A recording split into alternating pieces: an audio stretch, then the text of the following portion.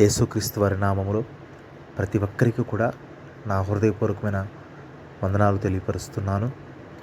ఈ ఉదయకాల సమయంలో ఈ పునరుద్ధానపు ఆదివారం రోజున, అలాగనే ప్రత్యేకమైన ఈ పెంతెకొస్తపు ఆదివారం రోజున దేవుడు గడిచిన కాలమంతా తన రెక్కల కింద మనల్ని భద్రపరిచి, దేవుడు తన క్షేమం అనుగ్రహిస్తూ ఇప్పటి వరకు దేవుడు మనల్ని నడిపించిన విధానం బట్టి దేవునికి కృతజ్ఞతాస్తుతులు చెల్లిస్తూ ఈ ఉదయకాల సమయంలో వాగ్దాన సంబంధమైన ఆయన వాక్కును, ఆయన మాటను ధ్యానం చేసుకుందాము.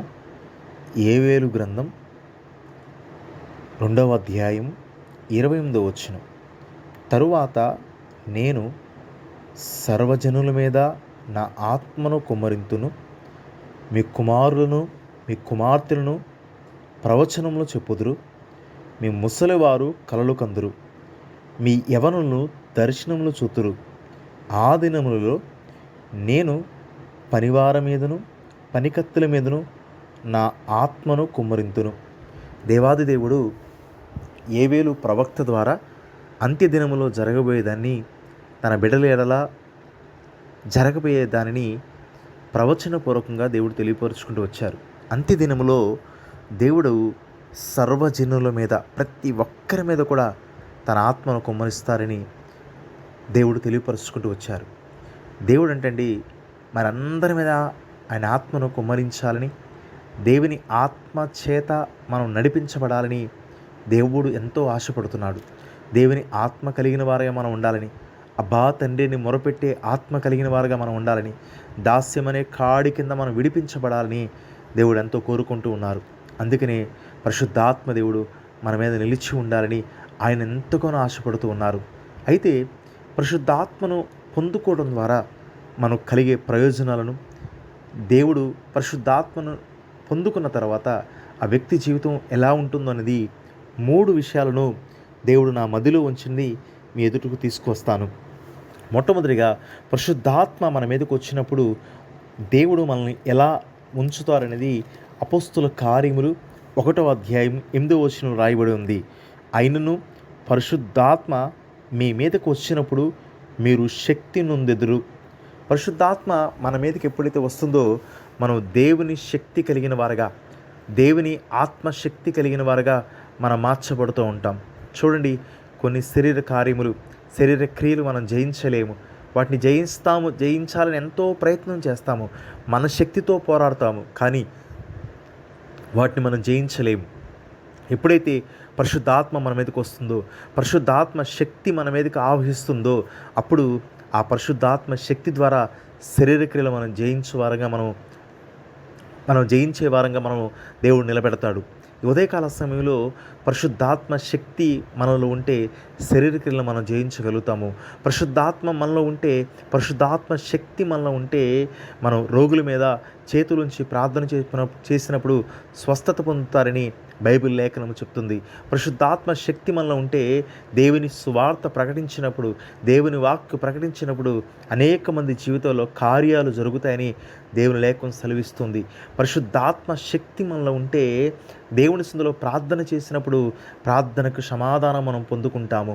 అందుకని పరిశుద్ధాత్మ చేత నింపబడినప్పుడంట ఆయన శక్తి మన మీదకి వస్తుంది.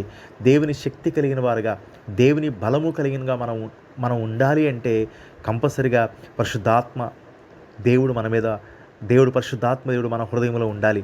చూడండి, సంసోను బలహీనమైనప్పుడు దేవుని సన్నిధిలో ప్రార్థన చేసినప్పుడు దేవుని ఆత్మ అతని మీద బలంగా దిగొచ్చినప్పుడు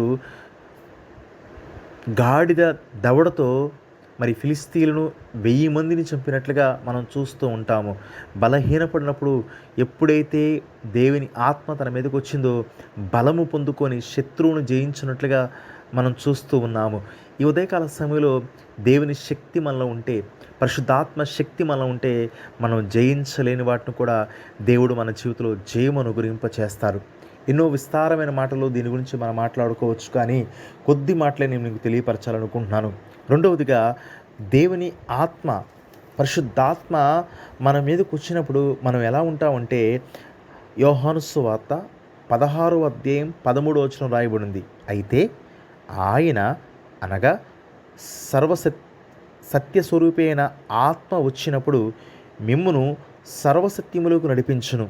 ఆయన తనంతట తానే ఏమీ బోధింపక వేటిని వినునో వాటిని బోధించి సంభవింపు సంగతులను మీకు తెలియచేయును. అలాగే ఇదే అధ్యాయం 15వ అధ్యాయంలో ఇదే గ్రంథంలో రాయబడింది 26వ వచనంలో, తండ్రి యొద్ద నుండి మీ యొద్దకు నేను పంపబో ఆదరణకర్త అనగా తండ్రి యొద్ద నుండి బయలుదేరు సత్యస్వరూపైన ఆత్మ వచ్చినప్పుడు ఆయన నన్ను గూర్చి సాక్ష్యమిచ్చును. మీరు మొదటి నుండి నా యొద్ద ఉన్నవారు గనక మీరు సాక్ష్యమిత్తురు అని ఈ లేఖనం కూడా తెలియపరుస్తూ ఉంది. ప్రాముఖ్యంగా ఈ మాటలో అర్థం ఏంటంటే, దేవుని ఆత్మ మన మీదకి వచ్చినప్పుడంట సర్వసత్యములకు మనం వెళతామని, సర్వసత్యములకు దేవుడు మనం నడిపిస్తాడని, సత్యములోకి నడిపిస్తాడని, సత్యమైన క్రీస్తులో మనం నడిపిస్తాడని, క్రీస్తు వలె మారునట్లుగా దేవుడు సహాయం చేస్తారు. సర్వసత్యములోకి మనం నడిపించబడతాము, సత్యములోకి మనం నడిపించబడతాము. ఈ లోకమంతా అసత్యము, ఈ లోకములో అన్నదంతా అంత బోటకము, ఈ లోకములో ఉన్నంత వ్యర్థము. ఆ వ్యర్థమైన వాటి నుంచి దేవుడు మనం విడిపించి సర్వసత్యములోకి, నిజ మార్గంలోకి, నీతిగల ఆయన మార్గములోకి దేవుడు మనం నడిపిస్తారు. యేసుక్రీస్తు వారు అన్నారు కదా యోహాను సువార్తలో, ఏమన్నానంటే నేనే మార్గము సత్యము జీవమని. జీవమైన ఆయన మార్గములో కంట పరిశుద్ధాత్మ దేవుడు మనం నడిపిస్తాడంట. పరిశుద్ధాత్మ మన మీద ఉంటే, పరిశుద్ధాత్మ మన మీదకి వచ్చినప్పుడు మనం మొట్టమొదటిగా ఆయన శక్తిని పొందుకుంటాం. రెండవదిగా సర్వశక్తిములకు మనం నడిపించబడుతూ ఉంటాము. సత్యమైన క్రీస్తులోకి మనం నడిపించబడుతూ ఉంటాము. మూడవ వచనాన్ని మనం జ్ఞాపకం చేసుకుందాము. మూడవదిగా ఏంటంటే అపోస్తుల కార్యములలోనే రాయబడి ఉంది కదా, 1వ అధ్యాయంలో రాయబడి ఉంది. 1వ అధ్యాయం ఏం రాయబడి ఉంది? 1వ అధ్యాయం 8వ వచనంలో ఏం రాయబడి ఉందంటే, అయినను పరిశుద్ధాత్మ మీ మీదకి వచ్చినప్పుడు మీరు శక్తి నొందుదురు గనక మీరు యెరూషలేములోను యూదయ సమరయ దేశమంతటా బోధిగంతల వరకు నాకు సాక్షులై ఉందురు అని. ఇదిగో పరిశుద్ధాత్మ మన మీద ఉన్నప్పుడు అంటండి మనం సాక్షిగా జీవిస్తాము. ఎవరికి సాక్షిగా జీవిస్తామంటే సర్వశక్తిమంతుడికి సాక్షిగా మనం జీవిస్తాము. ఆయనకు సాక్షులుగా మనం బతుకుతాము. సాక్ష్యము కలిగిన వారుగా మనం ఉంటాము. మొట్టమొదటిగా పరిశుద్ధాత్మ మన మీదకి వచ్చినప్పుడు శక్తి కలిగిన వారుగా బలవంతులుగా దేవుడు చేస్తాడు. బలహీనమైన మనల్ని దేవుడు బలవంతులుగా చేస్తారు. రెండోది సర్వసత్యములోకి దేవుడు నడిపిస్తాడు. సత్యమైన ఆయన మార్గములోకి దేవుడు నడిపిస్తాడు. సత్యమైన ఆయనతో పాటు దేవుడు మనల్ని నడిపిస్తాడు. ఆయన వలె జీవించినట్లుగా దేవుడు కృప చూపిస్తాడు.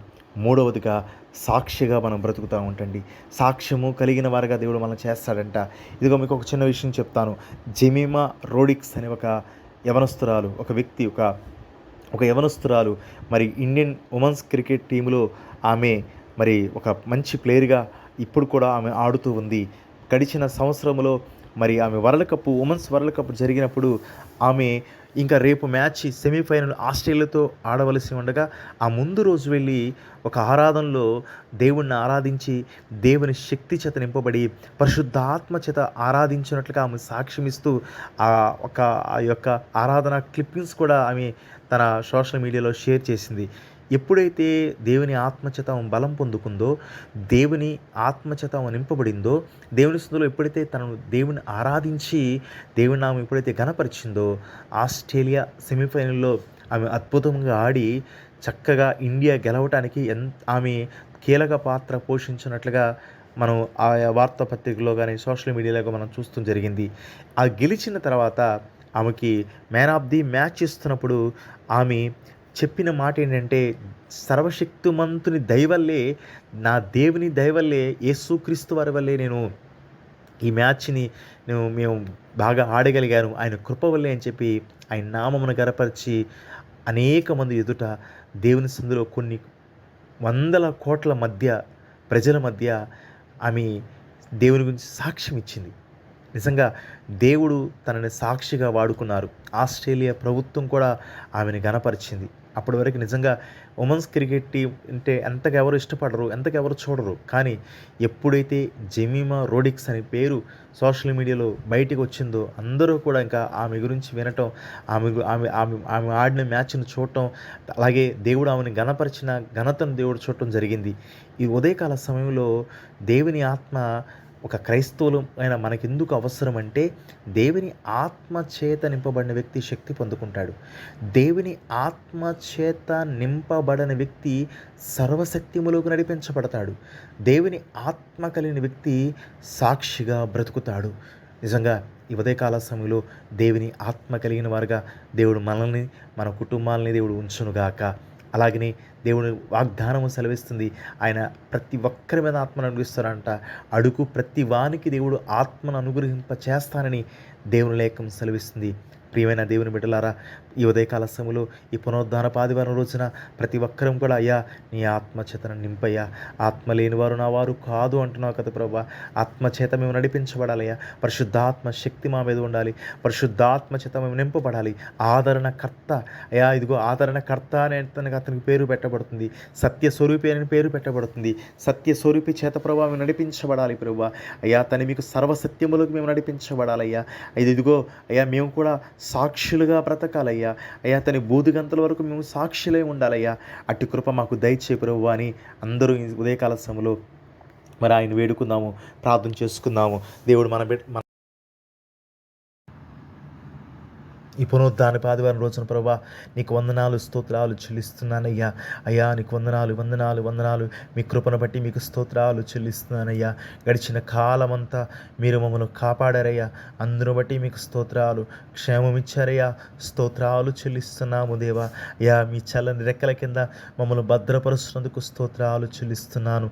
ఈ అంత్య దినములలో ప్రభా, ఈ అపాయకరమైన దినముల్లో అయ్యా ఈ తండ్రి మీకు స్తోత్రాలు.